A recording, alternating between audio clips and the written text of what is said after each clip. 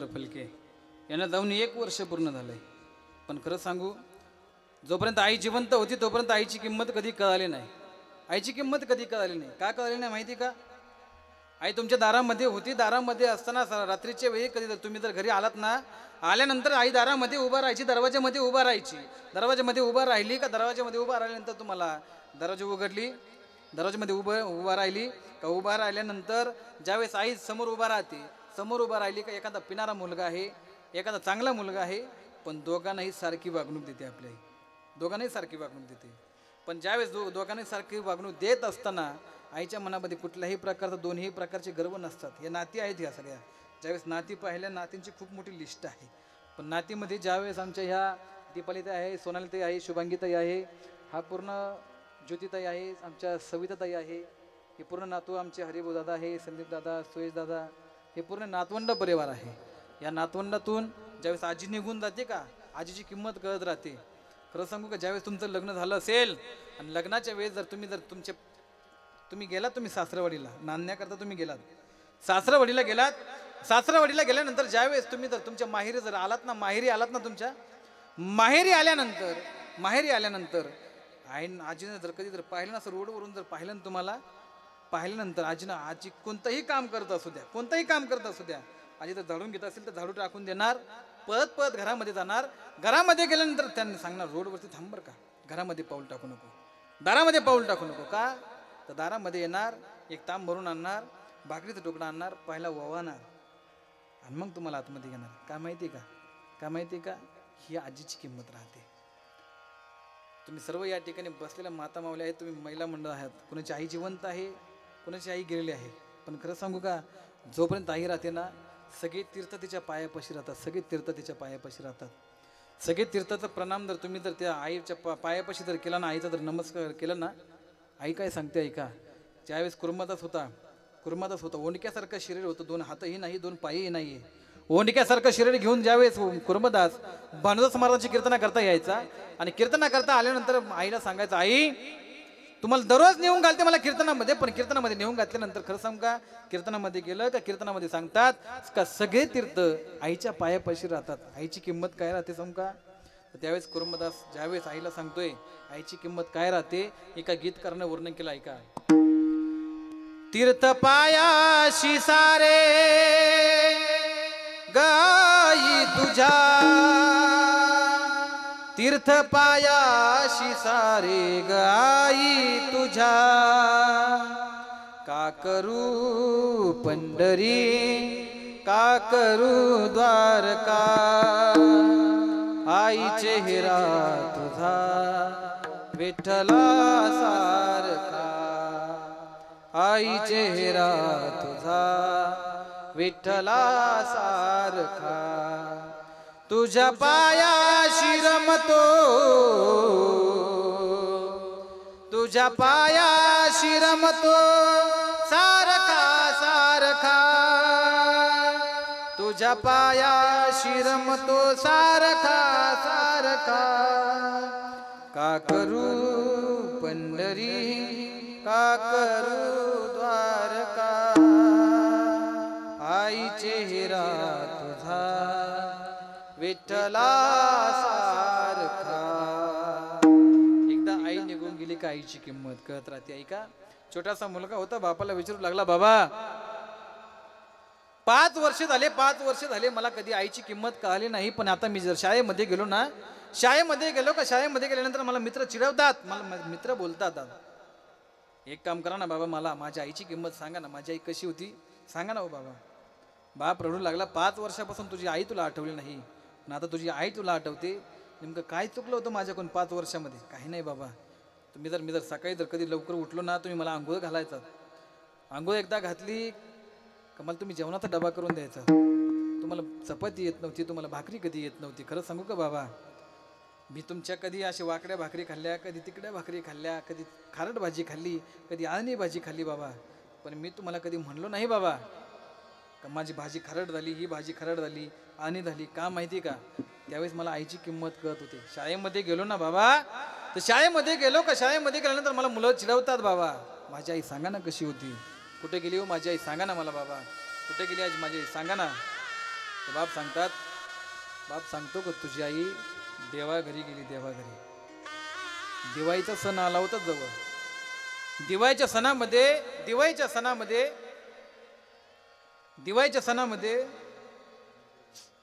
सगळ्यांनी पुरणपोळ्या खाल्ल्या बाबा, सगळ्यांनी लाडू खाल्ले, सगळ्यांनी करंज्या खाल्ल्या.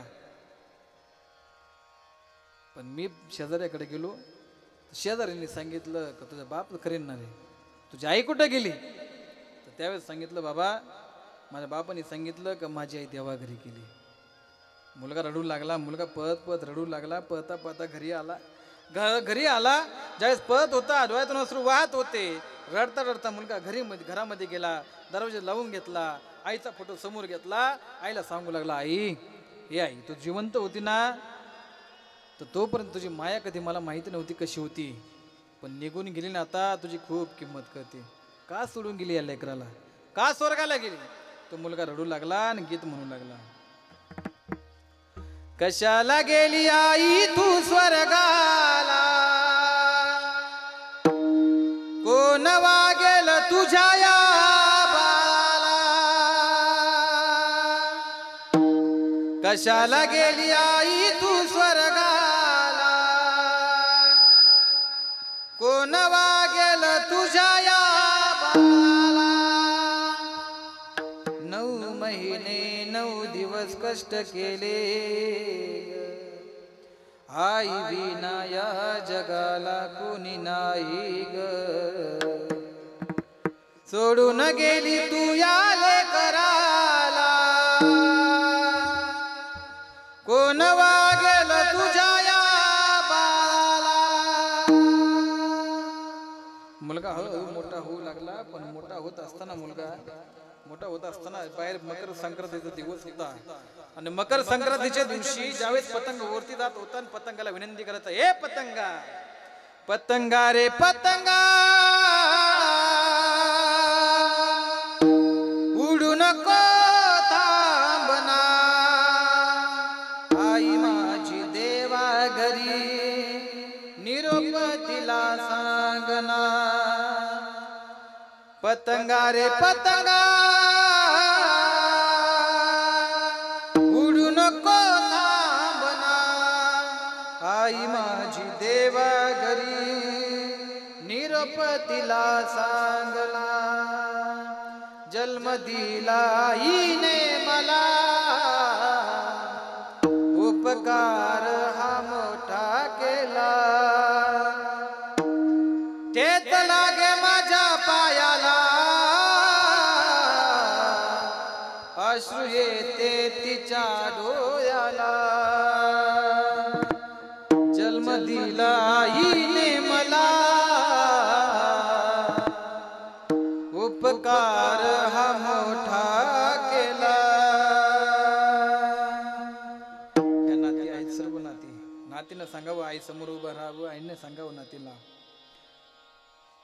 मी जर गेले ना, आईनं सांगावं बरं का नातीला, मी जर गेले ना, तुमची आजी जर गेली ना, आजी गेल्यानंतर तुम्ही माझा फोटो समोर ठेवला असेल आणि ठेवल्यानंतर तुम्ही रडाल.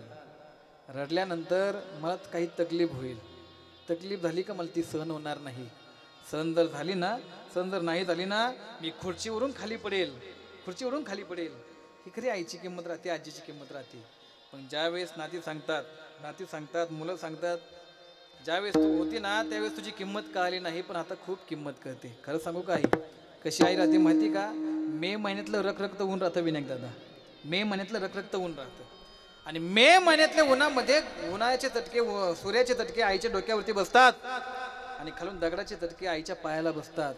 पण तरीही आई काबड कष्ट करते. संध्याकाळची घरी जर कधी आली ना, घरी आल्यानंतर आपलं पहिला स्वयंपाक बनवते आणि जेव घालते. आई राहते. कितीही उन्हाचे चटके जरी बसले तर तो गीतकार पाहतो. उन्हाचे चटके, मे महिन्यातले चटके, ते गीतकाराचे शब्द आहेत. असे शब्द आहेत का काळजाला स्पर्श करण्यासारखे असे शब्द आहेत. ऐका, तळपत्या उन्हात रखरखत्या रानात राहिली समाजासाठी तू ग.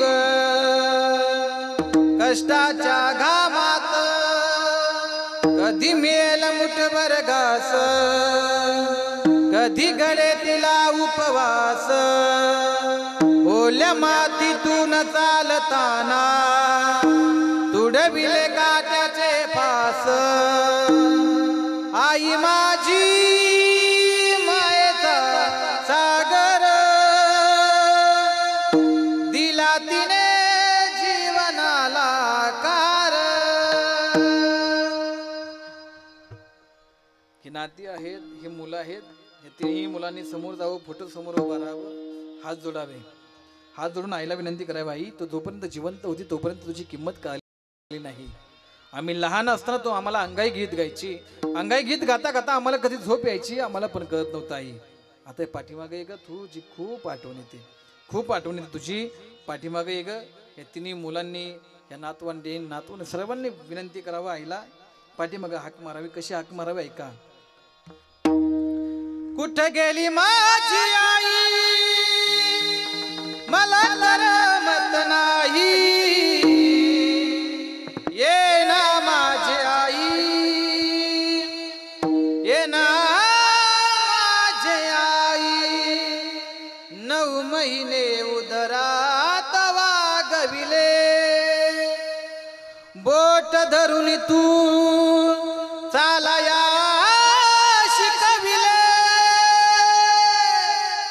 रडू आले आई मला कोण गाईल अंगाई ये ना माझे आई ये ना माझे आई गेला दसरा आली दिवाळी कोण देईल मला पुरणाची पुरणपोळी मी आहे फक्त तुझी पुण्याई ये ना माझे आई ये ना माझे आई जगत तुकोबराईचं वर्णन करतात ऐसी कळवळ याची जाती करी लाभा विन प्रती विठोबा रखुमाये देवी विठोबा रखुमाये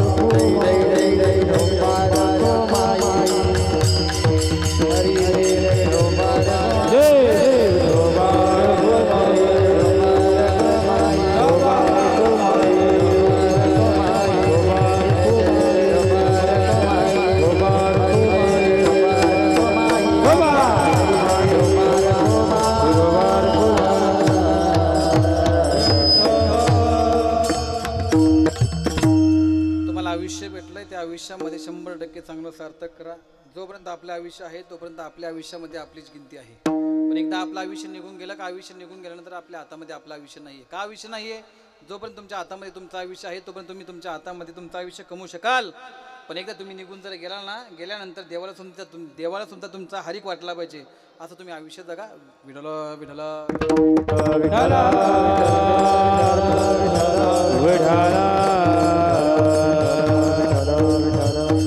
एकदा तुम्ही जर जिवंत असताना काळ जर तुमच्या समोर जर उभा राहिला आणि तुम्ही जर गेला नाहीत ना नाद बाबा सांगतात 100% काळ तुम्हाला घेऊन जाईल का काळाची एवढी पडेल बा जेव्हा सोडवे ना तेव्हा माय बाप पण एकदा काळ जर जवळ आला आणि काळ जर जवळ आल्यानंतर तुम्ही जर गेला नाहीत ना काळ येईल काका पण आल्यानंतर तुम्हाला बांधून आवळून 100% घेऊन जाईल कसा घेऊन जाईल नाद बाबाचं वर्णन आहे ऐका हे जरी नाही काल तरी दुसरा येईल हे जरी नाही काल हे जरी नाही काल